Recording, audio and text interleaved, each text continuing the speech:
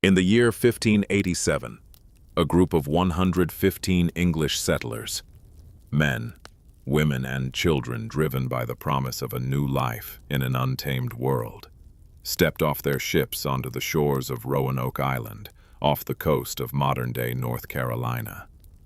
They were meant to be the vanguard of England's empire in the New World. Instead, they became the protagonists of America's oldest and most haunting historical thriller. Just 3 years later, in 1590, when a supply ship finally returned to the settlement, the colony had utterly vanished. There were no bodies, no signs of a struggle, and no ashes of a burned village. The houses had been carefully dismantled, not destroyed. The only clues left behind to tease centuries of historians, archaeologists, and conspiracy theorists were 2 words carved into the wooden architecture of the deserted fort. The letters CRO etched into a nearby tree, and the word Croatoan carved into a massive wooden post.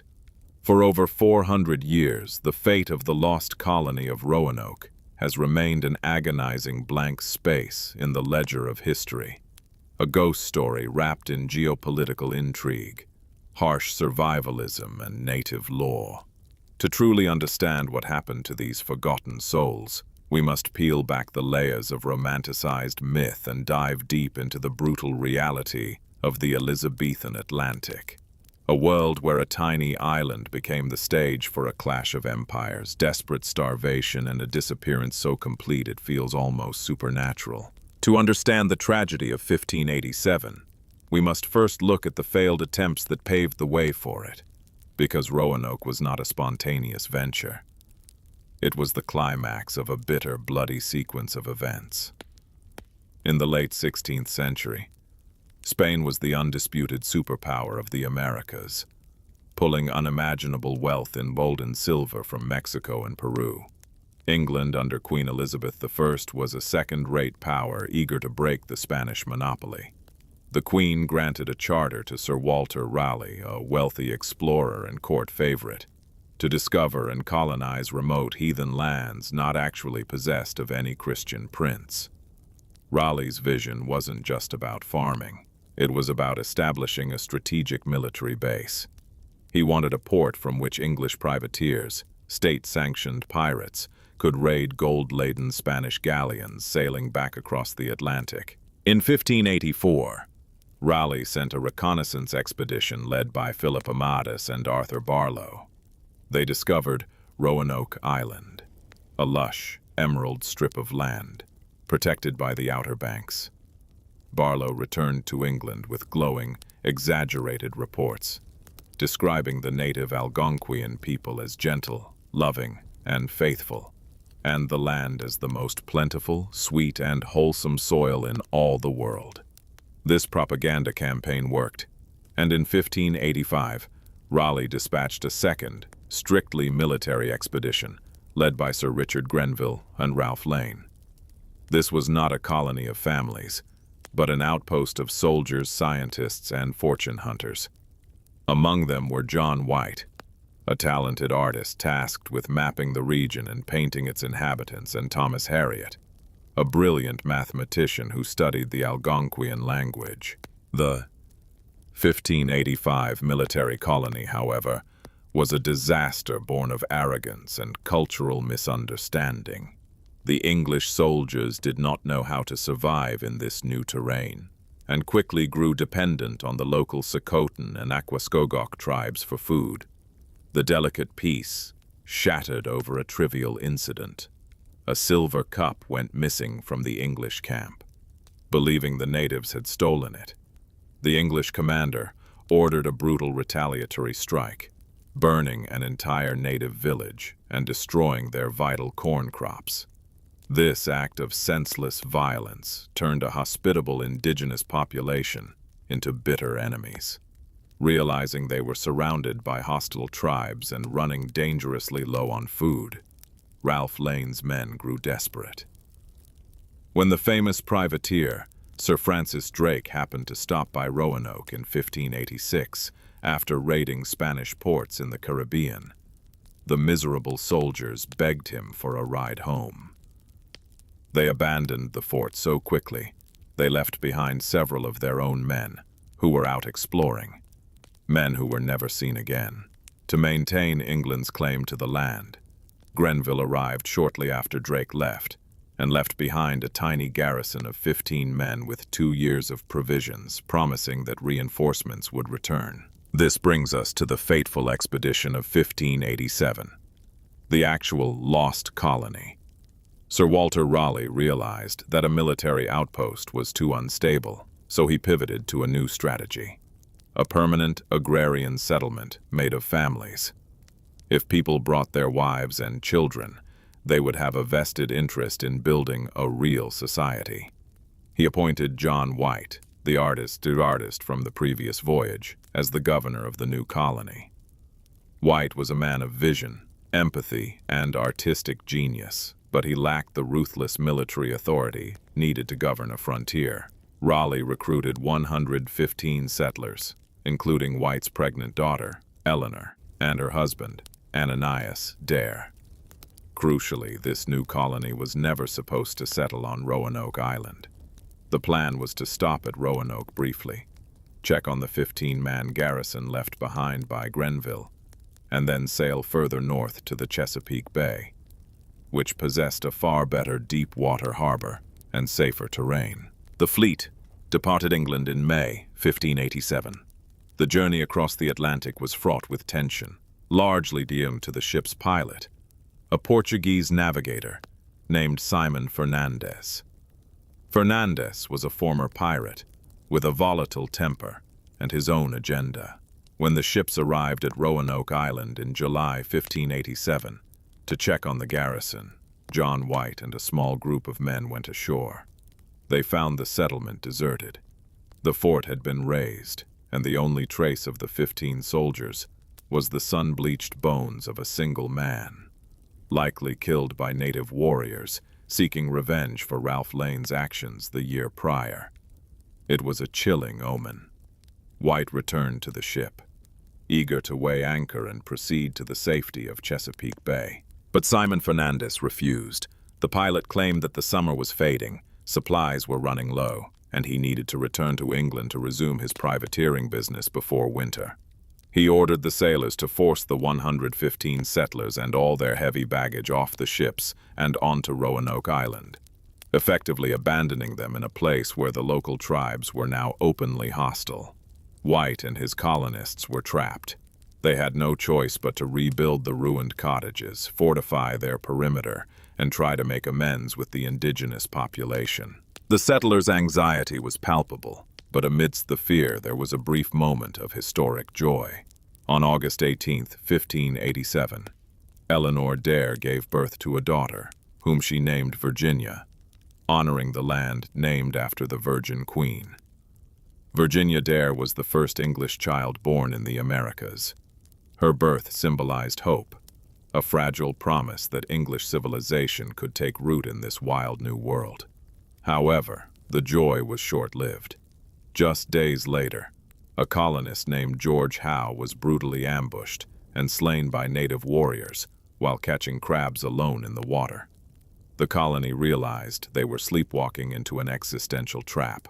They were drastically short on supplies, winter was approaching, and they were surrounded by enemies. The colonists collectively begged Governor John White to return to England with Fernandes's departing fleet, to personally advocate for urgent emergency supplies and reinforcements. White was torn. He did not want to abandon his daughter, his newborn granddaughter, and his community. But ultimately he realized that he was their only lifeline. Before White sailed away in late August 1587, he established a strict protocol with the settlers. If they were forced to leave Roanoke Island due to starvation or attack before he returned, they were to carve the name of their new destination into a prominent tree or post. Furthermore, if they were leaving in distress or fleeing an enemy, they were instructed to carve a Maltese cross above the name. With this heavy agreement, White boarded the ship, looking back at the shrinking shoreline of Roanoke, promising to return within a few months. He had no idea that he would never see his family alive again. When John White arrived back in England in late 1587, he found a nation on the brink of total war. King Philip II of Spain was assembling the Spanish Armada, a massive, seemingly invincible fleet designed to invade England, overthrow Queen Elizabeth, and crush the Protestant nation once and for all. In the face of this existential threat, the Queen issued a total embargo on all shipping. Every single English vessel, no matter how small, was requisitioned for the defense of the realm. White pleaded with Raleigh and the Privy Council, explaining that over 100 English citizens were starving across the ocean. But the survival of England took absolute priority over a tiny colony in the wilderness. White managed to secure 2 small, poorly equipped pinnaces in 1588, but the captain of the ships was greedy. Instead of sailing straight to Roanoke, he chased Spanish merchant ships in hopes of capturing booty. The ships were attacked by French pirates, stripped of their cargo, and forced to limp back to England. White's desperate rescue mission was a total failure. It wasn't until August 1590, 3 agonizing years after he had left, that John White was finally able to secure passage back to Roanoke aboard a privateering fleet. The date was August 18th, 1590, ironically the 3rd birthday of his granddaughter, Virginia Dare.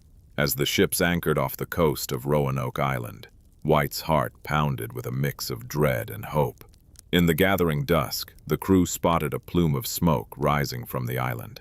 Believing it to be a sign of life from the colonists, the sailors rowed ashore, blowing trumpets and singing familiar English songs across the dark water to let the settlers know that friends had arrived. There was no answer. Only the sound of the wind through the maritime forest. The next morning, White and his men marched toward the settlement. What they found remains one of the most chilling scenes in archaeological history. The settlement was completely empty. The houses had been neatly taken down, their wooden timbers salvaged, indicating a planned, orderly relocation rather than a chaotic flight from a massacre. Around the area where the houses used to stand, a heavy palisade of great trees had been constructed, transforming the site into a fort-like structure. On one of the chief trees at the entrance of this palisade, the bark had been stripped away, and carved deep into the wood in clear capital letters was the single word, Croatoan. On another tree near the path, the letters CRO were found. White immediately inspected the carvings for the prearranged signal. He looked for the Maltese cross, the symbol of distress and terror. There was none. Not a single cross had been carved anywhere. This filled White with immense relief. Croatoan was the name of a neighboring island to the south, modern-day Hatteras Island, and it was the home of the Croatoan tribe, led by Manteo, a native chief who had visited England and remained a loyal friend to the English. White reasoned that the colonists, running low on food, had simply packed up their belongings and moved south to live under the protection of Manteo's people. But the mystery deepens. White searched the area further and discovered a spot where the colonists had buried several of his personal chests, containing his books, maps, and drawings. The chests had been dug up, ransacked, and spoiled by the elements, likely by hostile natives from other tribes after the colonists had departed. White wanted to sail immediately to Croatoan Island to find his family, but fate seemed actively set against him. A massive Atlantic storm began to brew, threatening to smash the ships against the treacherous shallow reefs of the Outer Banks. The fleet lost its anchors, its fresh water supplies were contaminated, and the captain, fearing for the safety of his crew, refused to stay. The ships were forced to abandon the search and blow out to sea, eventually sailing back to England via the Azores. John White, broken-hearted, destitute, and physically exhausted, could never afford to organize another expedition. He died in Ireland years later, never knowing what became of his flesh and blood. For more than a decade, the English government ignored the lost colony as the war with Spain dragged on. It wasn't until 1607, when a new English venture successfully established Jamestown in Virginia, that the mystery of Roanoke was reopened. The leaders of Jamestown, including the legendary Captain John Smith, were explicitly instructed by their corporate backers in London to search for the lost settlers of Roanoke, as it was believed survivors could provide vital geographical knowledge and survival tips. Smith began questioning local native chiefs, and the answers he received painted a dark, complex picture. According to reports sent back to England by Jamestown's leaders, particularly William Strachey, the local paramount chief Powhatan, the powerful father of Pocahontas, confessed to having slaughtered the Roanoke colonists. The story went that the lost settlers had traveled north from Roanoke and had been living peacefully among a tree known as the Chesapeakes for nearly 20 years. Powhatan, warned by his priests that a powerful empire would rise from the east and destroy his kingdom, decided to eliminate the threat. His warriors allegedly launched a surprise attack, massacring the Chesapeakes and the English settlers living with them.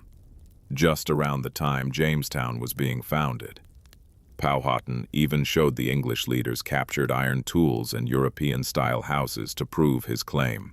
This Chesapeake Massacre theory became the official historical narrative for centuries, suggesting a brutal, tragic end to the colonists just as their compatriots arrived to save them. However, modern historians and archaeologists have grown deeply skeptical of this narrative. There is no archaeological evidence of a mass slaughter of Europeans in the Chesapeake region during that time frame. Many experts now believe Powhatan may have been exaggerating or referring to a completely different clash to intimidate the Jamestown settlers. If the massacre theory is flawed, what actually happened? This is where modern science, advanced archaeology, and historical detective work come into play, offering answers far more fascinating than a simple ghost story. In recent decades, two main theories have emerged, supported by compelling physical evidence: the assimilation theory and the split colony theory. The assimilation theory suggests that the colonists did exactly what they wrote on the post. They moved to Croatoan Island and integrated into the Native American community. In the late 1990s and 2000s, archaeologists from the Croatoan Archaeological Society, led by Dr. David Phelps and later Mark Horton, began excavating sites on Hatteras Island. They discovered a treasure trove of Elizabethan-era artifacts buried deep within historical native village layers. They found a 10-carat gold signet ring bearing the crest of an English nobleman, a type of ring that only an elite member of the Roanoke expedition would possess. They also unearthed fragments of English iron rapiers, copper aglets used to fasten Elizabethan clothing, writing slate pencils, and European glass beads. These items were not trade goods. They were personal possessions. Furthermore, historical accounts from later centuries add weight to this theory. In 1701, an English explorer named John Lawson visited the Hatteras Indians and noted that several members of the tribe had striking gray and blue eyes, characteristics unheard of among indigenous populations. The natives told Lawson that their ancestors were white people who could talk in a book, meaning they could read and write, and that they had integrated into the tribe generations ago. But this is only half the story. The 115 colonists represented a large group of people. If they all moved to Hatteras Island, a relatively small barrier island with limited resources, they would have quickly exhausted the local food supply, especially since tree ring data from ancient bald cypresses reveals that the late 1580s marked the most severe, catastrophic mega-drought the region had experienced in 800 years. This environmental apocalypse brings us to the split colony theory, which argues that out of sheer desperation, the colony divided into two or more groups. In 2012, a breakthrough occurred at the British Museum. Researchers were re-examining one of the maps hand-drawn by Governor John White in 1585, known as the Virginia Pars map. They noticed two small paper patches applied to the map, corrections made by White himself. When they looked through the patches, using advanced multispectral imaging, they discovered something extraordinary, hidden underneath. The symbol of a fort, drawn in red and blue ink, located about 50 miles inland from Roanoke Island, at the confluence of the Roanoke and Chowan rivers. This hidden fort sat precisely where the colonists had originally told White they intended to move before he left for England. This discovery launched the first colony foundation to investigate the area, now known as Site X in Bertie County, North Carolina. Archaeologists digging at Site X made a sensational discovery: shards of European pottery known as borderware, which was commonly used for cooking and storage by Elizabethan settlers, but was completely obsolete by the time Jamestown was founded. They also found English tobacco pipes and brick fragments. The density of the artifacts suggests that a small group of Roanoke colonists, perhaps a dozen or two, moved inland to this strategic location, establishing a secure outpost to wait for White's return, while the rest went south to Hatteras Island. Over time, as the years rolled into decades and hope of an English rescue faded, these isolated pockets of survivors likely married into local tribes, their language, culture, and DNA slowly blending into the indigenous tapestry of North Carolina. The tragedy of the lost colony of Roanoke is not that they vanished into thin air through some paranormal event, but that they were caught in the gears of a ruthless global conflict. Abandoned by their government, starved by a catastrophic climate event, and trapped on a hostile coast, they did what any human being would do. They adapted, they split up, and they sought shelter among those who knew how to survive the land. The carved words, Croatoan, were not a cryptic riddle designed to mystify the world, but a literal roadmap, a message of survival left by desperate parents and children for a governor who came back 3 years too late. They were not lost. They were simply absorbed into the continent they had crossed an ocean to conquer.